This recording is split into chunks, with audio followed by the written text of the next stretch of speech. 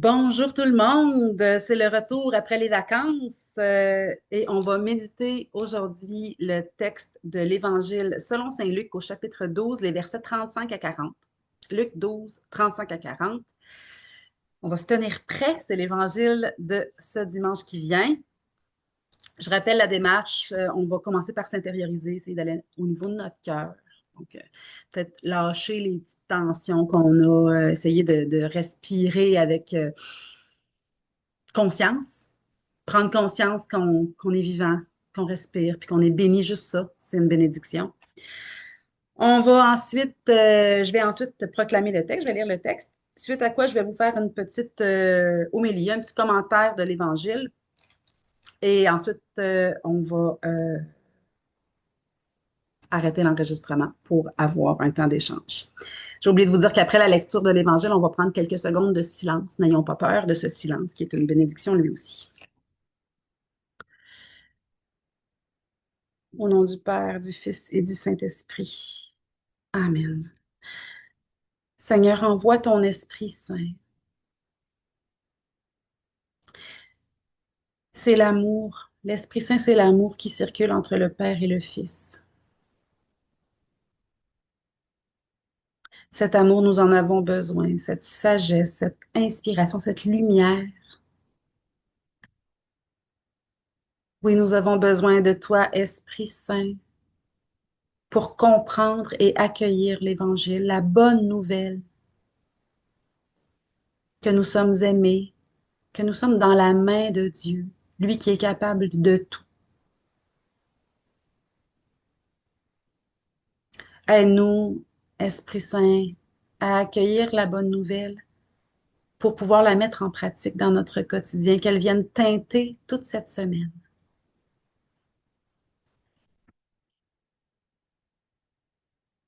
En ce temps-là, Jésus disait à ses disciples, restez en tenue de service, votre ceinture autour des reins et vos lampes allumées. Soyez comme des gens qui attendent leur maître à son retour des noces pour lui ouvrir dès qu'il arrivera et frappera à la porte. Heureux ces serviteurs-là que le maître, à son arrivée, trouvera en train de veiller. Amen, je vous le dis. C'est lui qui, la ceinture autour des reins, les fera prendre place à table et passera pour les servir. S'il revient vers minuit ou vers 3 heures du matin et qu'il les trouve ainsi, heureux sont-ils. Vous le savez bien, si le maître de maison avait su à quelle heure le voleur viendrait, il n'aurait pas laissé percer le mur de sa maison. Vous aussi tenez-vous prêts. C'est à l'heure où vous n'y penserez pas que le Fils de l'homme viendra.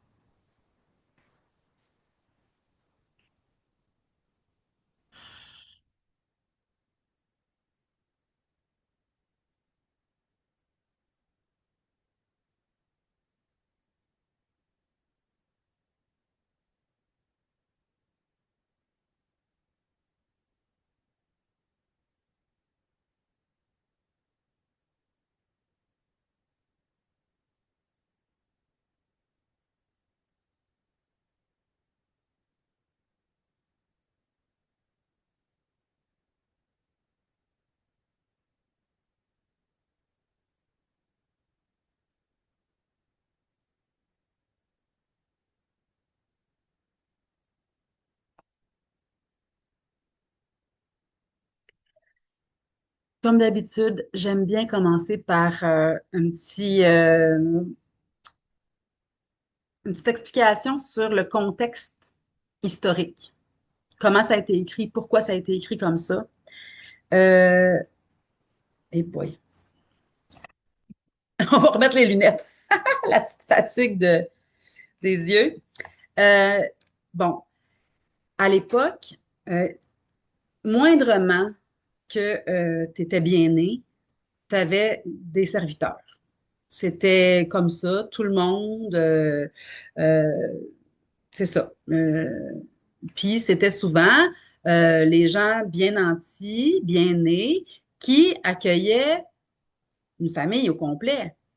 le monsieur allait travailler au champ, la madame, elle faisait la cuisine, elle faisait le ménage, euh, puis les enfants, on essayait de les éduquer. Tu sais, c'était comme le serviteur, c'est pas l'esclave, là. Le serviteur, il est comme payé, il est logé nourri en échange du fait que lui, il travaille pour que les maîtres puissent juste se cultiver, faire de la philosophie, faire le culte religieux, tu sais, profiter de la vie. C'était comme ça que ça fonctionnait. Puis, euh, c'était facile de reconnaître les serviteurs parce qu'il y avait une tenue. Il y avait souvent une ceinture avec un linge à la tête pour être prêt à ramasser un dégât, à essuyer tu sais, c'était évident qui était serviteur puis qui était le maître dans la maison, là. C'était facile. Et là, ce qui nous est demandé, c'est de rester en tenue de service. C'est comme si ça nous rappelle que euh, le maître, c'est pas nous. Le maître, c'est Dieu. Et la tenue de service, c'est ça. Puis dans d'autres évangiles, je fais ce parallèle-là aussi parce que pour moi, c'est toujours ça dont il est question. La tenue de service, c'est la relation d'amitié qu'on a avec Dieu, le fait qu'on y parle, qu'on s'adresse à lui, puis qu'on l'écoute aussi, tu sais, qu'on essaye de se mettre à son écoute, qu'on essaie de comprendre qu'est-ce que lui il veut, comment lui il pense, essayer de se mettre à son école, d'être des disciples du maître, d'être comme des étudiants avec un prof, avec un maître, là, euh, restez en tenue de service, votre ceinture autour des reins. La ceinture, là, à l'époque, c'est ce qui tenait tout en place.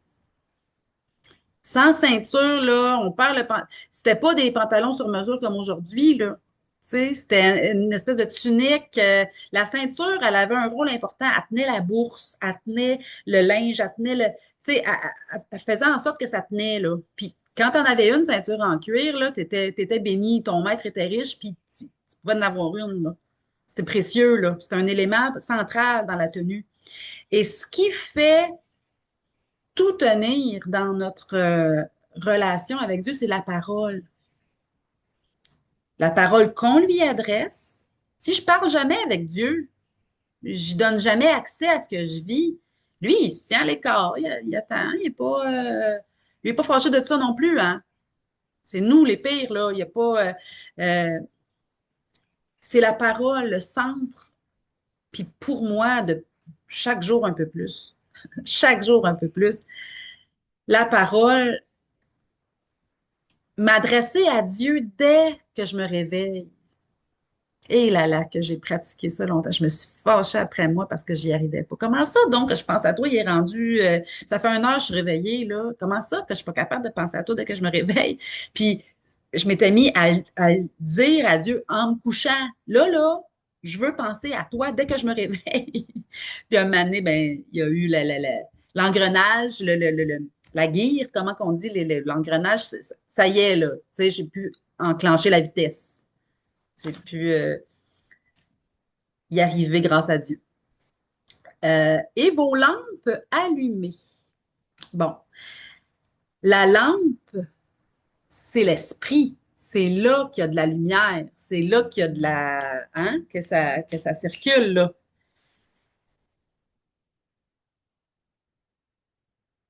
Avoir Dieu à l'esprit. Des fois, je suis pas en train d'y parler, là, mais je pense à lui. Puis là, je regarde la création, puis je trouve ça beau, puis il est là. Puis, euh, c'était quoi ce matin? Il y avait quelque chose de beau, puis je me suis dit, hey, je suis bénie. Merci, mon Dieu. Je ne suis pas obligée.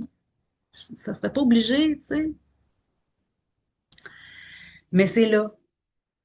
Puis, c'est ce qui fait que dans les revers de situation, dans les soucis de santé, dans les deuils de ce qu'on a, tu sais, des deuils quand quelqu'un décède, mais les deuils c'était comme ça, puis là, c'est plus comme ça, tu sais. Dans euh, les imprévus, les choses qui marchent pas comme on voudrait, les réactions qu'on n'avait pas anticipées, etc., etc., etc. Dans notre propre vie, mais dans le monde aussi. Tous les revers de situation, toutes les situations sur lesquelles on n'a pas de contrôle, puis qu'on est pas d'accord avec le fait que ça se passe de même. On voudrait que ça se passe autrement, puis ça se passe pas autrement. La sérénité qu'on a à ce moment-là vient du fait que Dieu est le maître et que nous, on est le serviteur. La ceinture au rein, en train de dialoguer avec lui, puis la lampe allumée, prêt à, OK, tu es en train de faire, Seigneur, j'ai pas de contrôle, ça sert à rien que je veuille tout contrôler, ça sert à rien que je m'épuise à être fâché de ça va me fatiguer pour rien. Notre sérénité au quotidien, notre bonheur au quotidien dépend de ça, la tenue de service.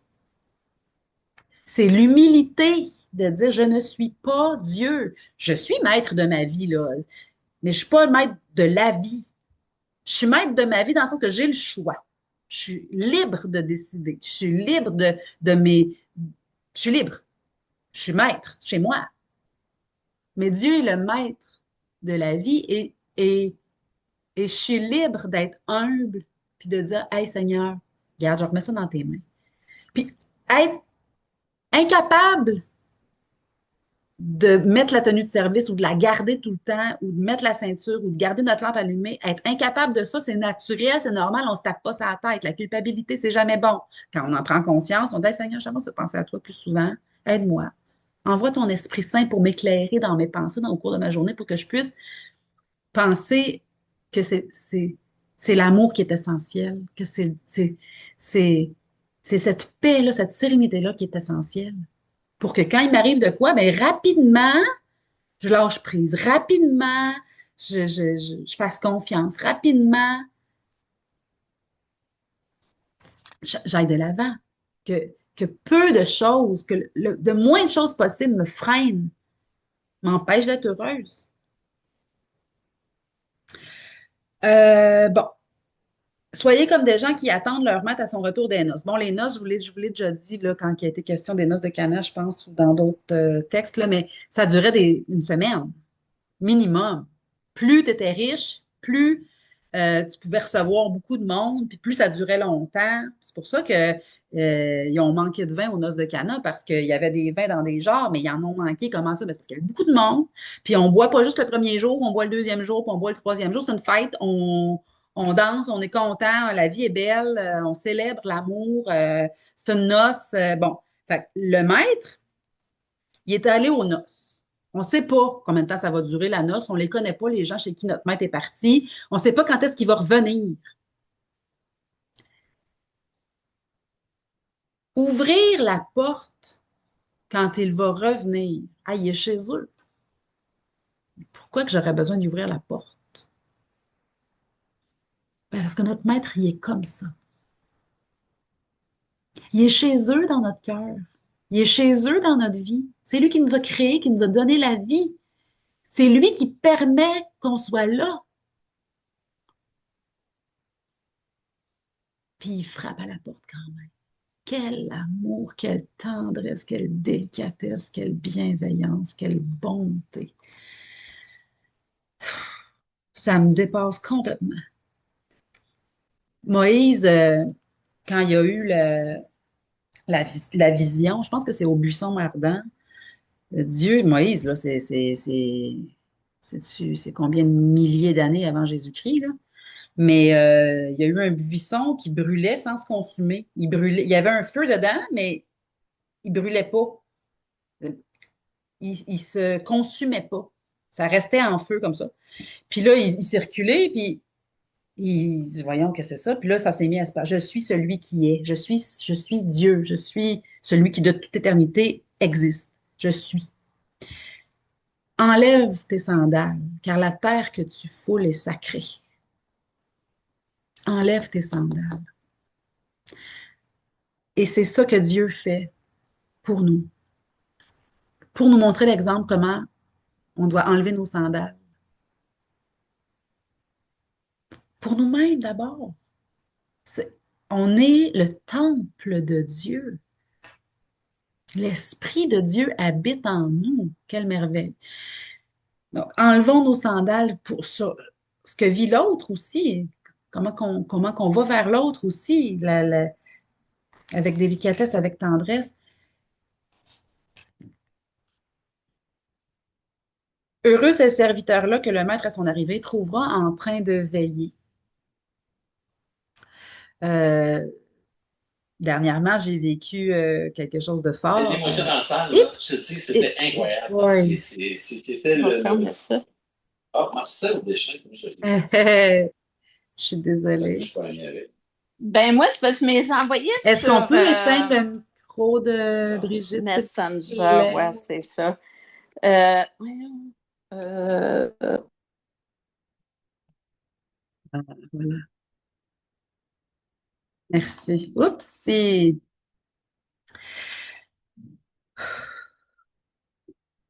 Donc, ça m'amène ailleurs. C'est très bien. Je vous raconterai peut-être pas ce que j'avais envie de vous raconter là parce que peut-être que c'est mieux ainsi.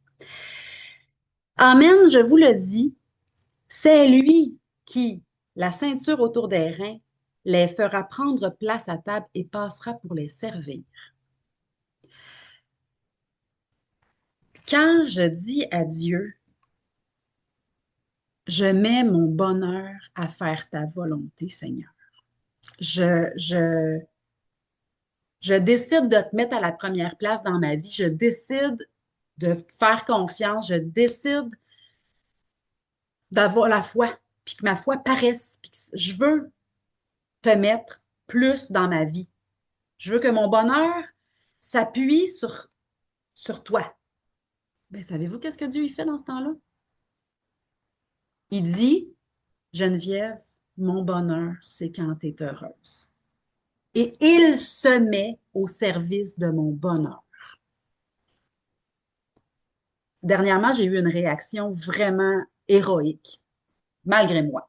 Ben, malgré moi. Ça m'a demandé de la décision, puis du courage, puis de la volonté, puis de l'humilité aussi, de réagir comme j'ai réagi en restant souriante, en restant bienveillante, en restant sereine. J'ai vu à l'œuvre ma foi. Je l'ai vu. Le fait que j'avais la foi, ça m'a donné la liberté, la confiance dans l'avenir, peu importe ce qui était en train de se passer. J'aurais pu me mettre à pleurer. J'aurais pu euh, ruer dans les brancards. J'aurais vraiment pu. Puis j'ai jamais vu quelqu'un réagir comme ça devant une situation comme celle que j'ai vécue. Normalement, on est déboussolé, bouleversé, triste, frustré, dans l'incompréhension. Et là, il n'y avait rien de tout ça. Parce que ma foi en Dieu fait que les réalités du visible ne sont pas l'appui de mon bonheur. L'appui de ma sérénité, de ma paix, de mon bonheur sont à l'intérieur. Ma lampe est allumée.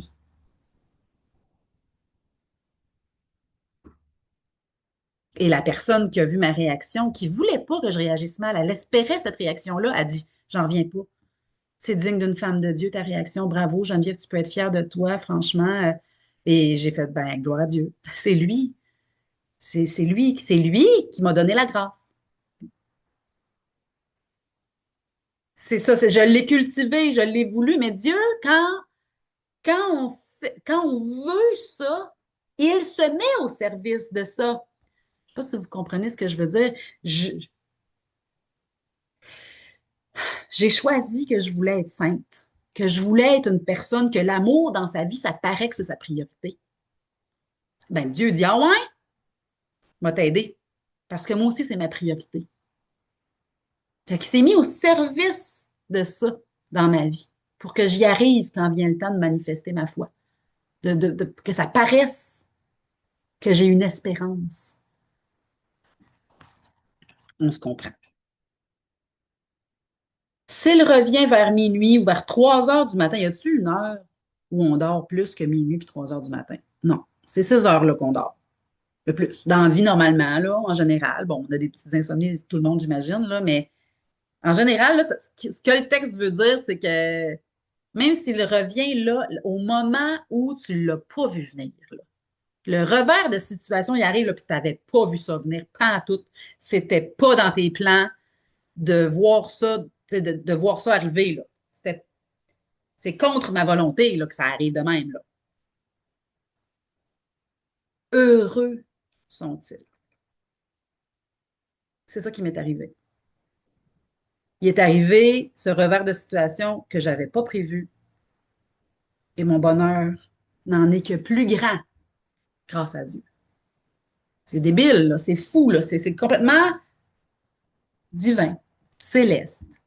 C'est de l'ordre du spirituel. C'est surnaturel. C'est surnaturel. Naturellement, humainement, on réagit en étant, on se braque quand ça fait pas notre affaire. Hum, on se durcit, on met notre bouclier, on prépare les armes, on fronce les sourcils. Ça, c'est naturel. Donc, on ne se tape pas sur la tête si ça nous arrive. Seigneur, apprends-moi à me revirer de bord plus vite. Apprends-moi à me revirer de bord avant même que ça arrive. Grâce au fait que j'ai la ceinture au rein et la lampe allumée. J'ai une relation avec Dieu. Il va s'occuper du reste. Il va s'occuper de tout. Il va s'occuper de tout. Il s'occupe de tout. J'en suis la preuve vivante. Vous le savez bien, si le maître de maison avait su à quelle heure le voleur viendrait, il n'aurait pas laissé percer le mur de sa maison. Percer le mur de sa maison, le petit repère historique, là, c'est que euh, c'était facile de percer les murs. Il n'y a pas d'hiver là, en Israël. Il n'y a pas de neige, il n'y a pas d'hiver, il y a pas de. Les murs sont minces. C'est facile là, de, de découvrir où le trésor de cette famille-là, il est dans quelle pièce, puis d'arriver par le mur, puis de percer le mur pour voler le trésor de la famille. Si le maître de maison avait su à quelle heure le voleur viendrait, il n'aurait pas laissé faire le voleur. Et nous, c'est pareil, là, on n'aurait pas de mérite. Là. Si on savait quand est-ce que le revers de situation viendrait, on n'aurait pas de mérite de notre belle réaction. Non, on s'est préparé. C'est quand on vit un revers de situation qu'on peut voir la foi en œuvre, à l'œuvre, en action. Vous aussi, tenez-vous prêts, c'est à l'heure où vous n'y penserez pas que le Fils de l'homme viendra. Donc, le Fils de l'homme viendra là, oui, on peut se dire la fin du monde, il faut se préparer à la fin du monde, le retour du Christ. Moi, ça ne fait pas partie de mon vocabulaire, ça ne fait pas partie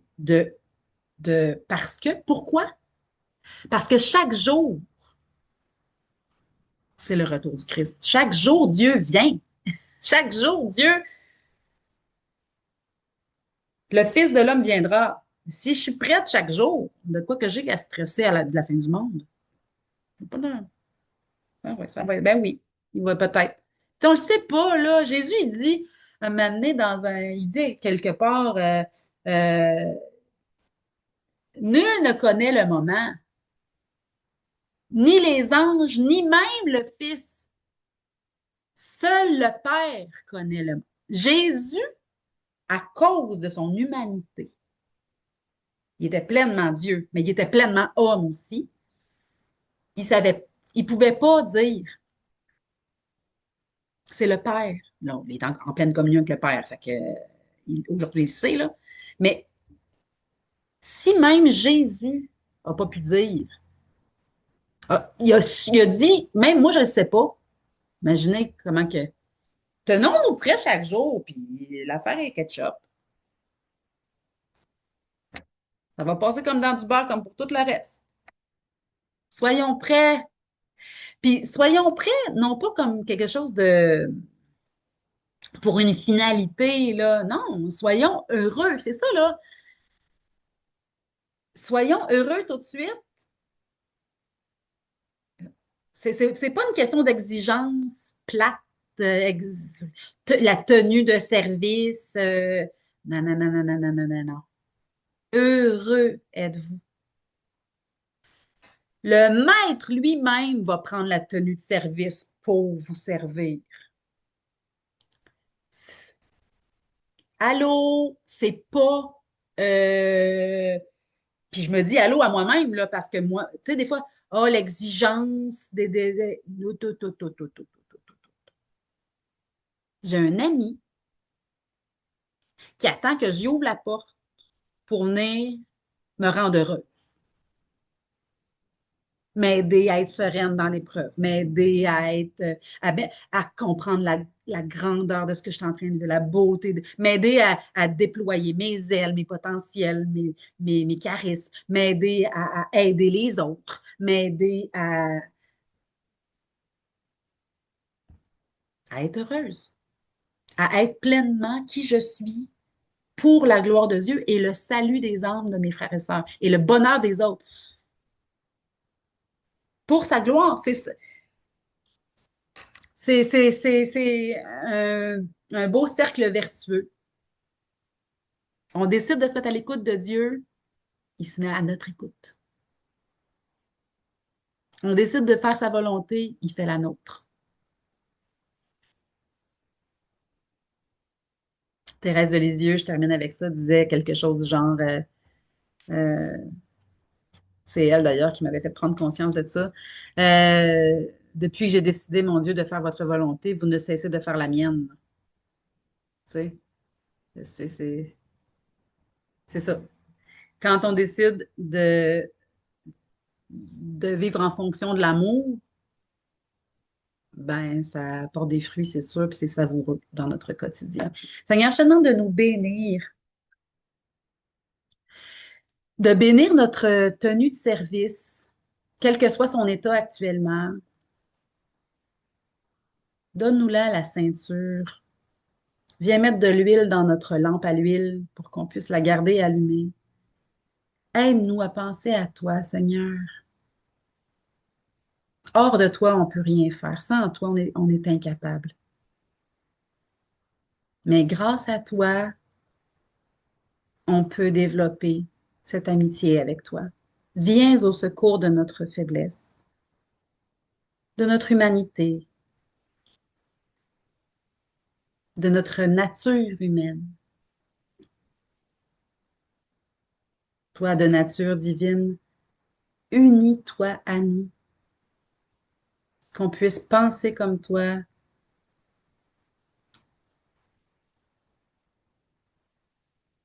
Viens être la source de notre bonheur, de notre sérénité au quotidien.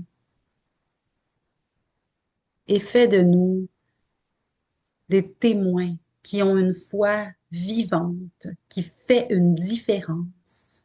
Que notre foi fasse une différence dans nos réactions. Que le fait qu'on croit en toi nous donne cette espérance dans l'avenir. Que cette espérance rayonne autour de nous. Fais de nous des hommes et des femmes de Dieu.